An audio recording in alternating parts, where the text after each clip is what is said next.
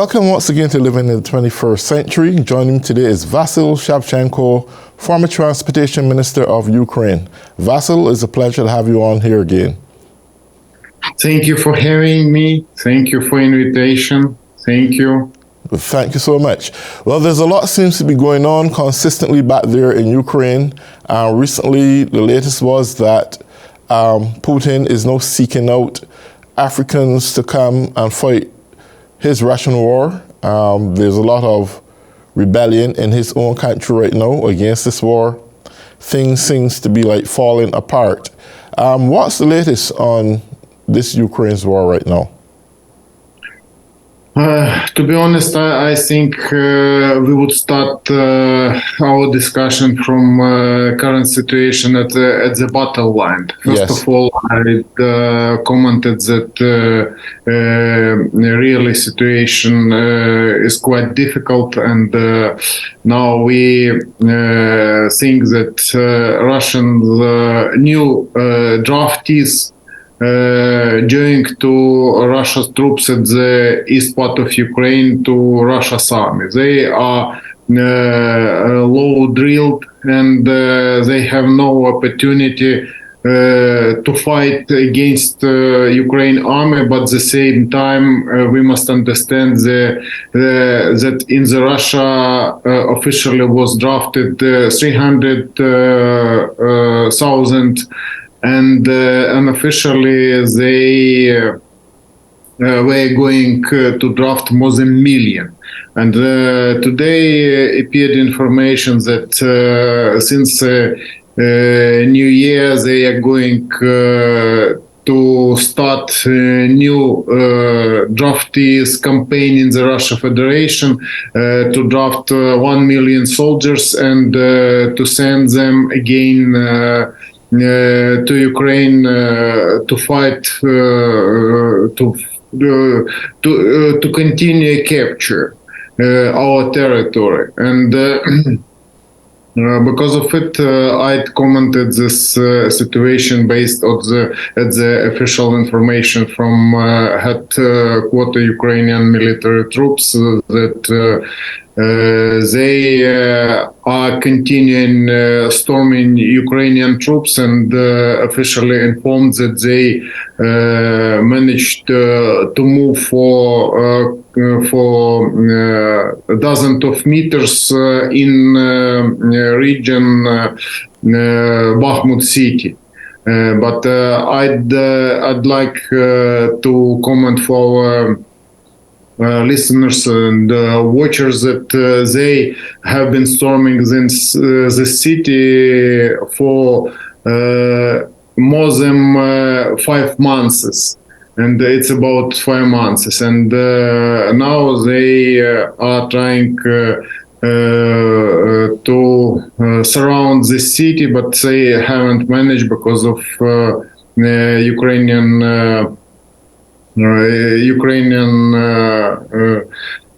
resistance, and Ukrainian forces are ready to fight with them to stop them. And at the same time, we know that Ukrainian troops have plans to continue driving them out from Ukrainians' territory, and there are a lot of discussion which way is better. We know that Ukrainian forces managed after success offensive operation to push them out from right bank of river Dnieper, and to push them out of only captured regional capital Kherson city. And now I'd tell that situation is more difficult because of muggy soil, and it doesn't allow Ukrainian forces to attack Russia troops at the eastern part of battle line, and now we have really cruel battles along battle line. And we understand that in the direction Bakhmut they used mercenaries who were drafted from prisons. It's mercenaries who were drafted to private military company, which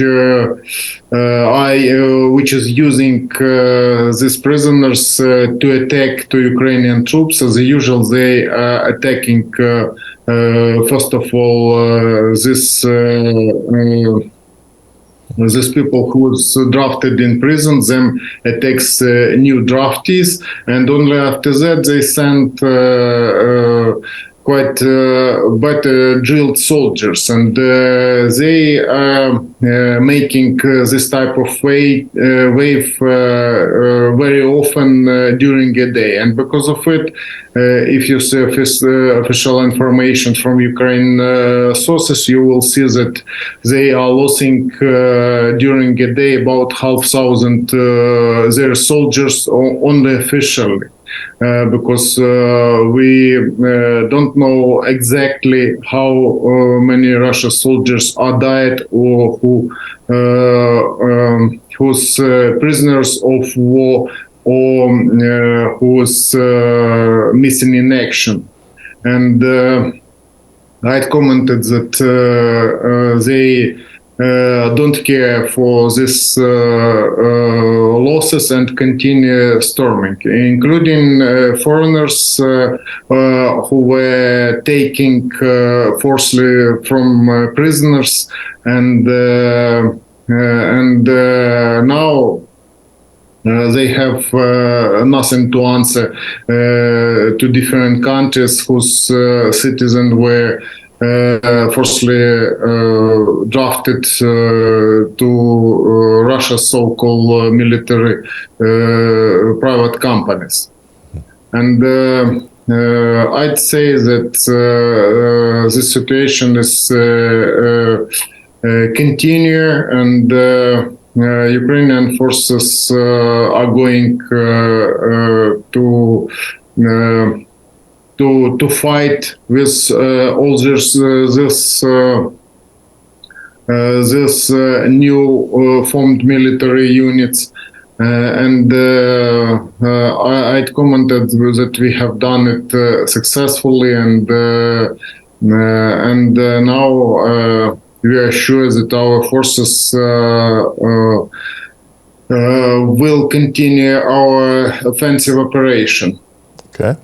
Do you think Putin is desperate right now? Recently, it was told that he is focusing his attention on homosexuality, opposed to even more on the war. Is that a sign of things to come?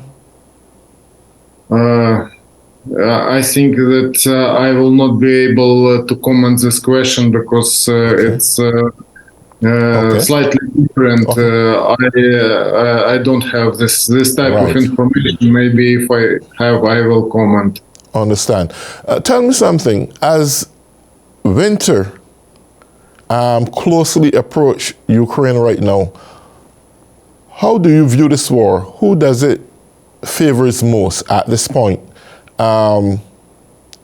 Russia or Ukraine?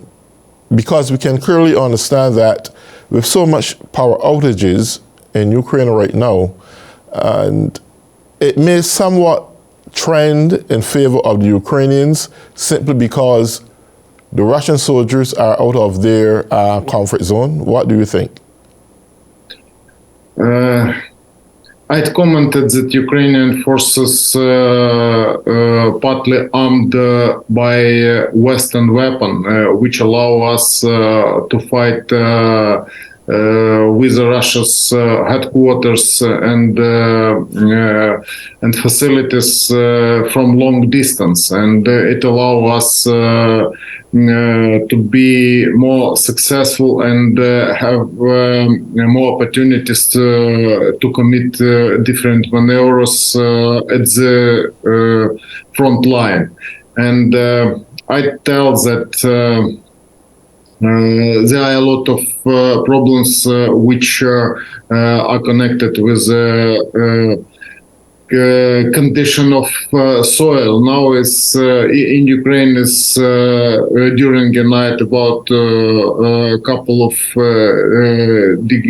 degrees frost, and it would allow to move faster and to have opportunity to continue maneuvers. But because of it, Russians decided to prevent Ukrainian forces action. They are mining all territories, including fields, villages, streets, roads, and different types. They are using a lot of mines, which they are using to prevent Ukraine offensive operation. And you know that they are continue building second and third defense line from Ukrainian forces, and it means that they have no opportunity to commit offensive operation along battle line and continue to stop Ukrainian forces. But I think that after we will receive from our allies, from United States, from Great Britain, from European partners, additional ammunition, and it would allow us to eliminate their defensive alliance and to continue offensive operations, because they Russians are continue using thousands of charges every day, and Ukraine forces cannot allow to do it. And we must answer for their shelling, but we are limited in ammunition and hope for our friends. I heard that Parliament of United States is going to confirm additional support for Ukrainian forces in military sphere and in civil fields, especially concerning providing spare parts for electricity grid. And I'd say that this system cannot be repaired immediately, and because of it, Russians decided to continue shelling Ukraine's territory from higher precision missiles, which they have launched about 5,000, and they managed to eliminate Ukraine electricity system and for more than 40%. And because of it, we don't have electricity, and we are limited in sessional needs, and we don't have opportunity to work in conditions which would allow to have good economic conditions. And we know that Russians know about it, and we know that they are going to continue shelling civilian facilities. For example, today appeared information that they added in Black Sea fleet one warship, which have opportunity to launch 24 calibers high precision missiles, which is really danger because this type of missiles can eliminate Ukrainians' electricity grid and Ukrainians' essential communal services and another infrastructure. And sorry. Yes. So with the Ukrainians more on the offensive side and reclaiming so much territory, approximately how much percentage of landmass Ukrainians had reclaimed so far?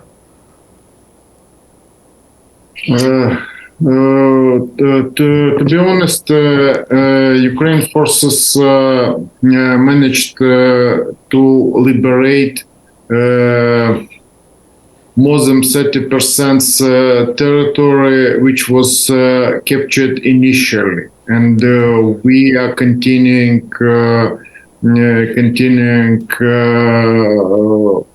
offensive and.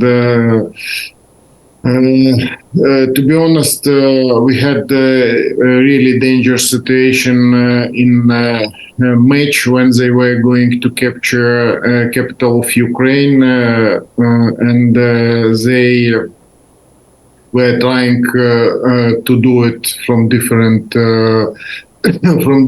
directions, and they didn't manage, and it was really dangerous situation. And now Ukrainian experts have commented a lot of warning concerning threat of new offensive operation from Belarus, and they are drilling their troops in Belarus, and they are continuing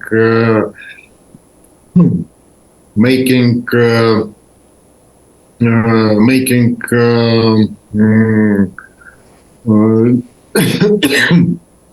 different. Sorry, I'm slightly cold, and they are going to threat Ukraine from this territory, and with a purpose to distract Ukrainian forces from battle line. And then I'd commented that along borderline they are continuing shelling Ukrainian settlements during a day from artillery. And now I think that we have managed to recapture third part of territory they captured initially, but this part include occupied Crimea in 2014, and because of it we are naming this war this war has started in 2014, and now we have 8 years of war with the Russia Federation, but so-called backed by Russia Federation so-called guerrillas movements and so-called republics. It was in real situation, and we know that this war started in 2014, since the capturing Crimea just after Russia's back Ukraine president ran out of Ukraine, and after that, we started new election campaign, and they used it just to capture Crimea. And now we have powerful military forces, and these forces are strengthening with Western support, and especially from United States. First of all, I thanks every Americans, every person who listen us, that Americans supported us initially and believed in our victory. And we are continuing fighting, and we are continuing retaking territory from our enemies. Okay. Sorry. Do you think with Putin's tactical maneuvers and he's still losing, that he may resort to nuclear ambitions? I think this concerning this military activities and concerning using tactical weapon, something happened after negotiations between United States and President and China's leader. Maybe China's leader recommended him not to comment it and not to use this weapon. And after that, we haven't seen from Russia's side any comments concerning using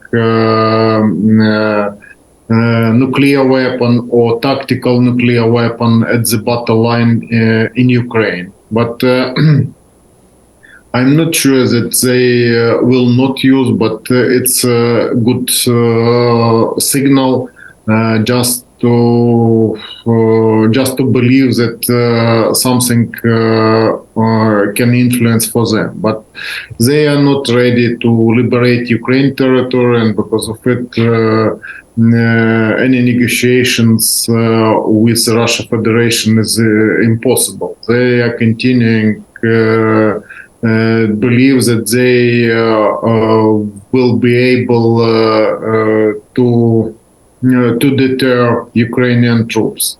Okay. How important is it at this time for U.S. and its allies to give advanced long-range missiles to Ukraine so they can penetrate beyond the borders of Russia? First of all, I'd say that it's quite dangerous for Ukrainian side because of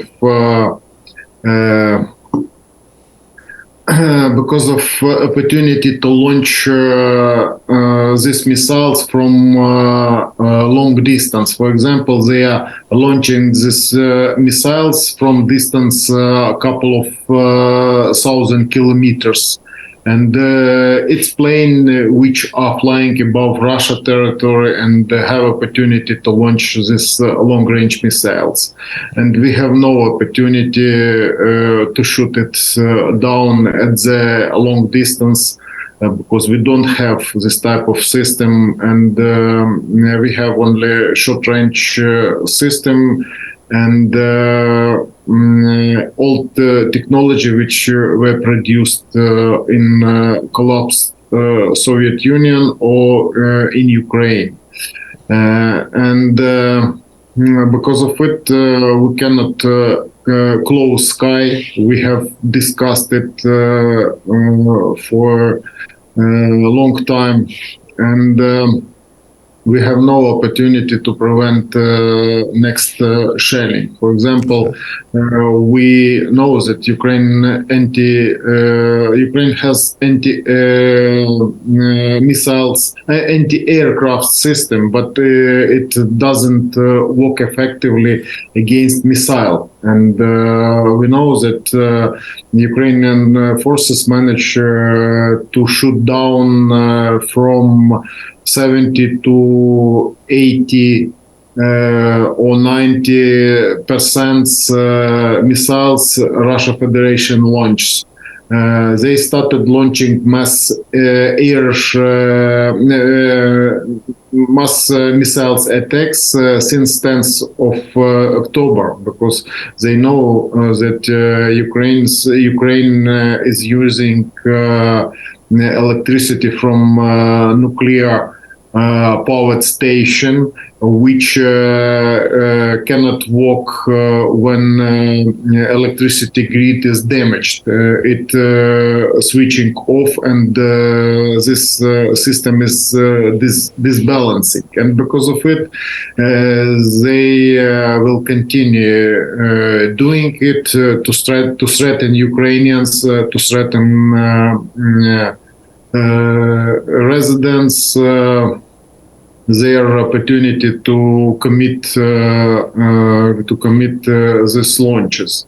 And we haven't couple of days we haven't had air alert, but today at 1 p.m. We again have had air alert system and sirens. And I think that we will continue fighting and continue trying to shoot it down, but hope for our allies for Western support, because only sophisticated technology would allow us to defend Ukraine's sky and to defend European countries' sky, because may you heard but one missile fell in Poland and killed two farmers, and now Polacks are investigating who launched it. If it's Russia's missiles, they rebuilt it, especially because they are trying to use this way to launch Ukrainian cities. They are taking missiles ground to air and rebuild them ground to ground. Great. Well, Vasil, we came to the end of our 30-minute program. I'm sure we will be hearing each other again. And for all those who have been tuning in or living in the 21st century, I want to say thank you and enjoy your day.